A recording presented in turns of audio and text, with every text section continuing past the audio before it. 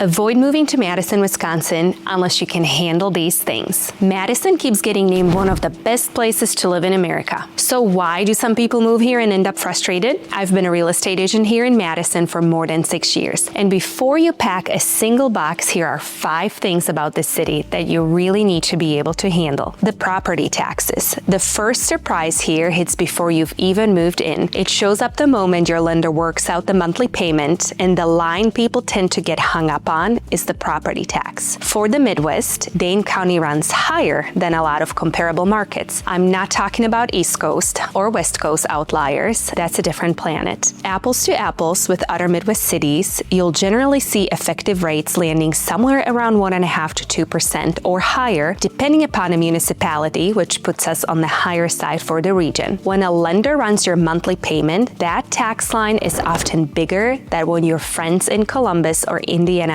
are paying. That bill deserves a second look though, because it pays for the things you touch every single day. Madison is a platinum level bicycle friendly community with more than 200 miles of biking and hiking trails. The county parks are phenomenal and the roads hold up through some pretty brutal freeze and thaw winters. So the money lands in good places and you can feel it. And hold on to that thought, because the price talk coming up shows why those taxes and sticker prices are joined at the hip. Now, the clearest place that bill shows up is in the schools. Take Verona High School, which is such a clean example. It came in as a project well over $190 million, among the most expensive high schools built in Wisconsin history, with a dozen tennis courts, several athletic fields, and a competitive grade swim facility. That's what a community can put up when the funding is there, and it goes beyond the buildings. The UW-Madison School of Education was ranked the #1 education school in the country 3 years running, and that kind of standard sets the tone for districts all over the area. So if the taxes scare you off, that's fair.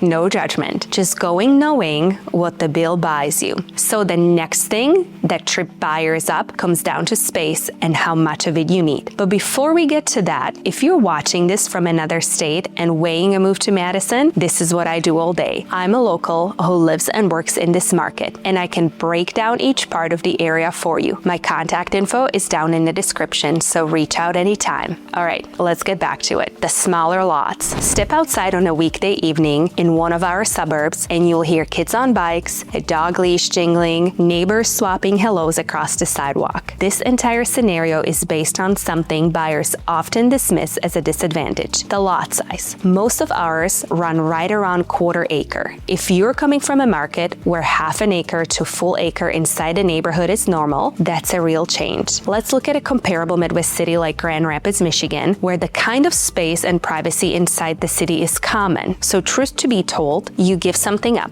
There will be a yard, it just won't be the kind where you need a riding lawnmower and a long walk to reach the back fence. And those tighter lots are a big part of why the neighborhood feels so alive. Almost every suburban street has sidewalks, and people really use them for walking dogs, jogging, and kids pedaling to school. You get closer to your neighbors for the simple reason that you're closer to your neighbors. To me, that's the upside hiding inside the trait. And the closeness pays off in an unexpected way when we get to winter, the season most people dread, and I happen to love. More on that in a minute. Now, there's a practical side too. A tighter metro means shorter drives to everything. One thing you'll quickly notice about the Madison suburbs is how convenient they are. Unlike larger metro areas, you can usually get from one side of town to the other in about 10 to 15 minutes. When you've got multiple kids who each have something going on every day, that's the difference between a sane week and a chaotic one. Anything across the county starts to feel like a road trip. So it really is about who you are. If you want a long gravel driveway and nobody inside, this probably isn't your market. If you want your kids walking to a friend's house 2 streets over without you starting the car, you'll fit right in. And the rules that keep those streets looking so tidy are the next thing you'll want to understand: the HOAs. Want the fastest way to start a friendly argument among Madison homeowners?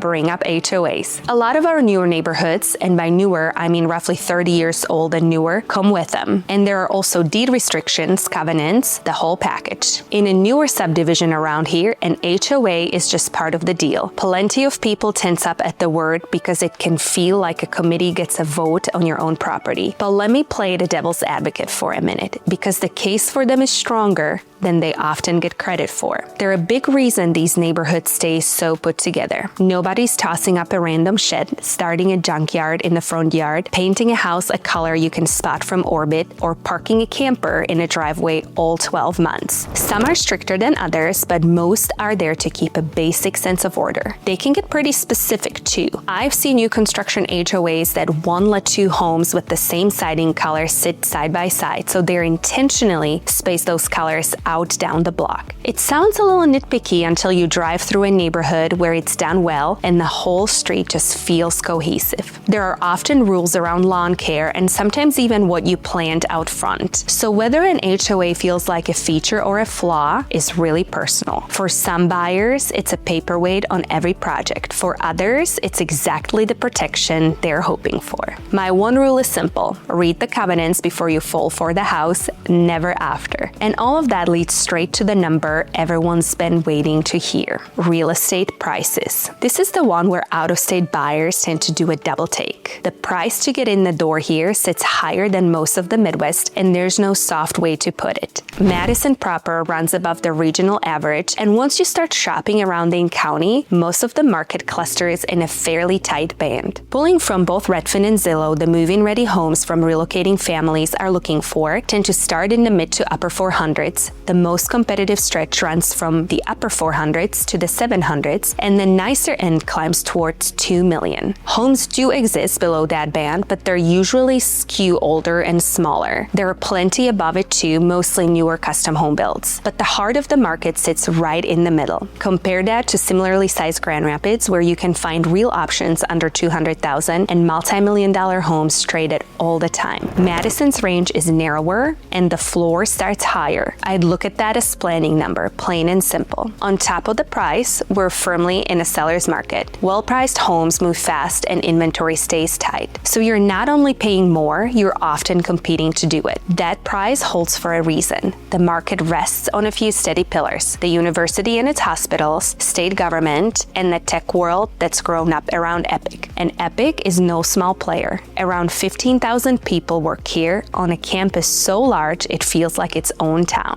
That's the kind of employer that helps lift the entire economic floor of a region. You can see that stability in the schools too. The same Verona High School I mentioned earlier runs woodworking, cabinetry, and auto shops right alongside the academics. So the higher prices and taxes circle back around as the real programs your kids can use. So yes, you're paying a premium, but it's one with something real behind it. If the math works for your family, this is a market that tends to reward people who stay put. And once the dollars line up, there is still one final test between you and a happy life: the winter. On a January morning in Madison, the air bites at your face and the snow squeaks under your boots, and that's just a normal day for a couple of months. All right, this is the big test. If you can't handle negative temperatures and real snow, this city will challenge you, and I'm not going to sugarcoat it. January and February are the coldest by a mile, with highs hovering right around freezing and around 4.5 feet of snow across the season. Some days they'll even close the schools, less because of the snow and more because the wind chill gets dangerous for kids waiting at a bus stop. November and December stay fairly mild, and March and April like to play games: a 50-degree Thursday and a snowstorm by Sunday. If you're coming from a Sunbelt state and you've never lived through a Midwest winter, take this part very seriously. Now let me flip it, because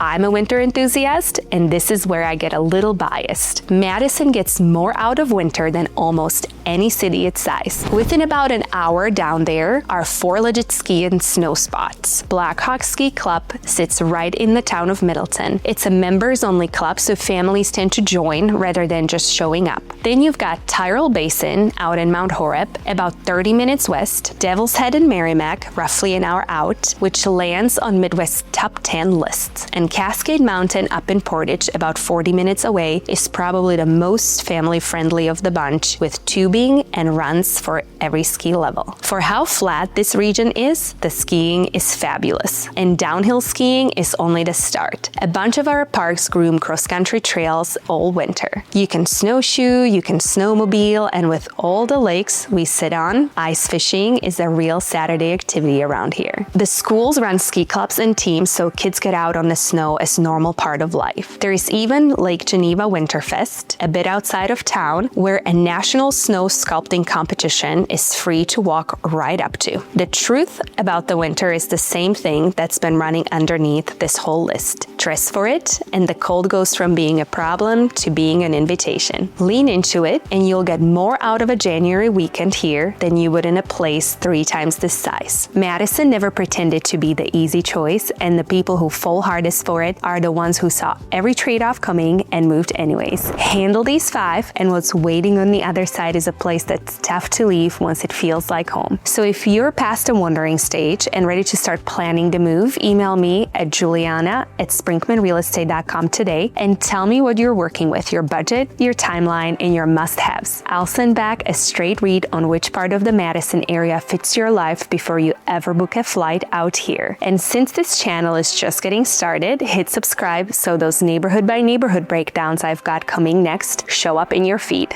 Thanks for watching, and I'll see you in the next one.